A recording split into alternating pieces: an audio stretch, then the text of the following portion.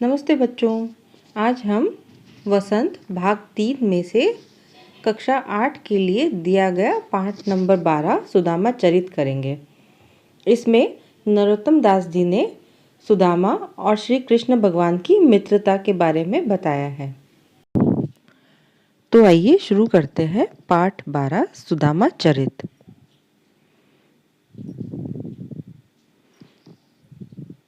शीस पगा न जगा तन में, प्रभु जाने को आही बसे के ही ग्रामा। धोती फटी सी लटी दुपट्टी, अरु पाव उपानों को नहीं सामा। द्वार खड़ो दुष दुर्बल एक, रहियो चकीसो बसुदा अभिरामा। पूछत दीन दयाल को धाम, बतावत अपनो नाम सुदामा। इस काव्यांश में नरोत्तम दास जी ने वर्णन किया है जो इस प्रकार है कि एक द्विज दुर्बल आया है। द्विज यानी ब्राह्मण, एक दुर्बल ब्राह्मण आया है, कमज़ोर सा ब्राह्मण आया है जिसके शीस पर पगा नहीं है, पगड़ी नहीं है और न जगह तन में, और तन पे वस्त्र भी नहीं है, कुर्ता भी नहीं है। और प्रभु जाने वो कौन से ग्राम से आया है। उसकी धोती भी फटी हुई है और दुपट्टी बांधी हुई है। अरु पाए उपानों को नहीं सामा, उसके पैर में पहनने के लिए जूते भी नहीं हैं। द्वार खड़ो द्विज दुर्बल एक, ऐसा दुर्बल ब्राह्मण द्वार पे खड़ा है और जो बहुत ही हैरान होकर इस महल को देख रहा है। पूछत दीन दयाल को दाम, यानी कि वो दीन दयाल यानी श्री कृष्ण भगवान का दाम यानी महल पूछ रहा है। बतावत अपनो नाम सुदामा, और वह ब्राह्मण, द्विज ब्राह्मण अपना नाम सुदामा बता रहा है। यानी द्वारपाल आके श्री कृष्ण भगवान को बताता है कि एक बहुत ही कमज़ोर सा ब्राह्मण आया है जिसका नाम सुदामा है। अगले काव्यांश में कहा गया है, ऐसे बेहाल बिवाइन सो, पग कंटक जाल लगे पुनि जोए। हाय महादुख पायो सखा, तुम आए इत्ते न कित्ते दिन खोए। देखी सुदामा की दीन दशा, करुणा करी के करुणा निधि रोए। पानी परात को हाथ छुओ नाही, नैनन के जल सो पग धोए। नरोत्तम दास जी आगे वर्णन करते हैं कि ऐसे बेहाल बिवाइन सो, जिसके एड़ियाँ फटी हुई हैं, इतनी बेहाल है, पग कंटक जाल लगे पुनि जोए, और जिसके पैरों में कांटे चुभे हुए हैं। कंटक जाल मतलब कंटक यानी कि कांटे चुभे हुए हैं। हाय महादुख पायो सखा, श्री कृष्ण जी कहते हैं कि सखा यानी दोस्त, अरे मेरे सखा तुमने इतना दुख पाया, महादुख बहुत दुख, इतना दुख पाया, तुम आए इतने न कितने दिन खोए। तुम इतने दिन यहाँ क्यों नहीं आए, इतने दिन क्यों तुमने खो दिए ऐसे ही। देखी सुदामा की दीन दशा, अपने प्रिय मित्र सुदामा की ऐसी दीन दशा यानी कि ऐसी हालत देखकर करुणा करी के करुणा निधि रोए।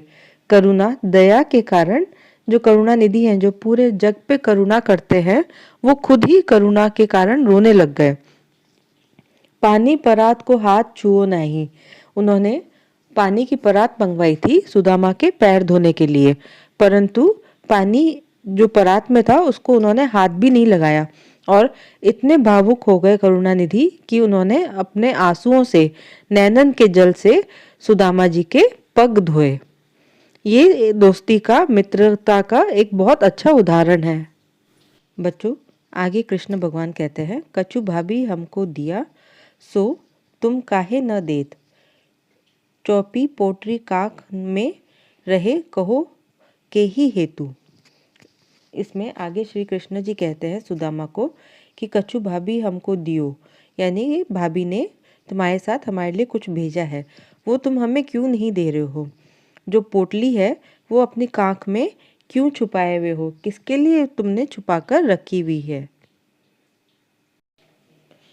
इसमें और आगे बढ़ते हैं।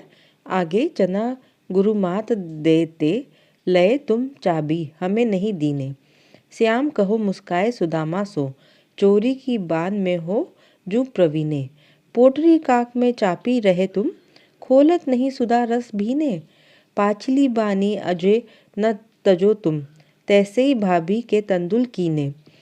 यहाँ पे बच्चों आपको एक बात बताना चाहूँगी कि सुदामा जी और कृष्ण एक बार लकड़ी काटने के लिए जंगल में जाते हैं तो गुरु माता ने, यानी कि वो उनकी जो गुरु माता थी, उन्होंने दोनों के लिए साथ में ही जो है कुछ चबाने के लिए, खाने के लिए चने या चावल दिए थे, जो कि सुदामा ने खुद ने ही खा लिए थे और कृष्ण भगवान को नहीं दिए थे। तो इसी का जिक्र करते हुए, इसी की बात को आगे बढ़ाते हुए कृष्ण भगवान कहते हैं कि गुरु माता ने जो चने दिए थे वो तुमने खुद खा लिए थे। लए तुम चाबी, तुमने खुद खा लिए थे, हमें नहीं दीने और हमको नहीं दिए। श्याम कहे मुस्काए सुदामा सो, और आगे श्याम मुस्कुराते हुए सुदामा से कहते हैं, चोरी की बान में हो जो प्रवीण, तुम तो चोरी की इस कला में बहुत ही प्रवीण हो। जो आज भाभी ने पोटली दी है हमारे लिए, वो भी तुम छुपा कर रख रहे हो। पोटरी काक में चापी रहे तुम, यानी कि ये जो पोटरी है वो भी तुम अपनी काख में यानी कि छुपा कर रखी हुई है तुमने, उसको क्यों नहीं खोल रहे हो जो खुशबू आ रही है। पाछली बान अजय न तजो तुमने पिछली आदत आज तक नहीं छोड़ी है। वैसे ही तुम भाभी के तंदुल यानी कि चावल, भाभी के भेजे हुए चावल के साथ कर रहे हो, तुम वो मुझे क्यों नहीं दे रहे हो। वह पुलकनी, वह उठी मिलनी, वह आदर की बात, वह पटवनी गोपाल की कछु न जानी जात। घर घर ओढ़त फिरे तनक दही के काज, कहा भयो जो अब भयो हरि को राज समाज। हो आवत नाही हु तो वाही पटियो ठेली, अब कहियो सुझाए समुझाए के बहु धन धरो सकेली। इसमें बच्चों सुदामा जी के मन के भाव दिए हुए हैं। क्या भाव है उनके? वह सोचते हैं कि जब मैं गया तो कृष्ण दौड़ा दौड़ा आया और बहुत अच्छे से उठ के मुझसे मिले, इतना मेरा आदर सत्कार किया, लेकिन मुझे खाली हाथ भेज दिया। जब वो पैदल जा रहे थे वापस द्वारिका से, तो वो क्या सोच रहे थे वह इसमें बताया गया है। पैदल जाते जाते वह सोच रहे थे कि गोपाल की बारे में कुछ नहीं कहा जा सकता, उनको समझना बहुत मुश्किल है। जो घर घर थोड़े से दही के लिए, तनक दही यानी थोड़े से दही के लिए जाता था, खुद का पूरा साम्राज्य होने के बाद में भी, बहुत अच्छे हवेली थी उनकी, पर फिर भी हर घर दही के लिए जाते थे, उनको समझना नामुमकिन है। आज भले वो हरि को राज समाज, हरि यानी कि राजा, आज भले वो राजा बन गए हैं, सब है उनके पास में, पर उनकी वो आदत गई नहीं अभी तक। हो आवत नहीं हूँ तो वही पाठ्यो ठेली, अब कहियो। आगे वो सोचते हैं, अपनी पत्नी पर थोड़ा सा गुस्सा करते हैं, बोलते हैं उसी ने मुझे यहाँ भेजा, वही पाठियो ठेली, उसी ने मुझे यहाँ पे ठेल दिया, भेज दिया। अब कहियो समझाए के, अब मैं उसको समझा कर बोलूँगा। क्या बोलूँगा? बहु धन धरो सकेली, यानी कि जो ये बहुत सारा धन आया है इसको तुम संभाल कर रखो। यानी कि वो जब खाली हाथ लौट रहे थे तो उनको थोड़ा अजीब भी लग रहा था कि इतना आदर सत्कार करने के बाद में भी मेरे मित्र ने मुझे खाली हाथ भेज दिया, अब मैं घर जाकर अपनी पत्नी से क्या कहूँगा। वैसो ही राज समाज बने, गजबाजी घने मन संभ्रम छायो। कैधो परियो कहूँ मार्ग भूली, कि फिरे के मैं अब द्वारका आयो।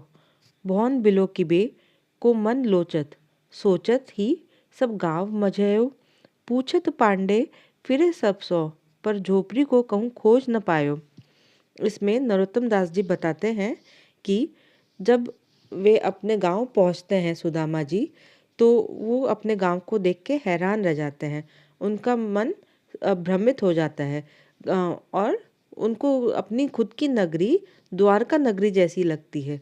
वहाँ पे हर जगह उन्हें बड़े बड़े महल, राज समाज जैसे बने हुए महल लगते हैं, ऐसा लगता है कि वो द्वारका नगरी में ही हैं। फिर वे कहते हैं, कह दो परियो कहूँ मार्ग भूली, कहीं मैं मार्ग भूल कर फिर ही के द्वारका आयो, फिर कर वापस द्वारका तो नहीं आ गया।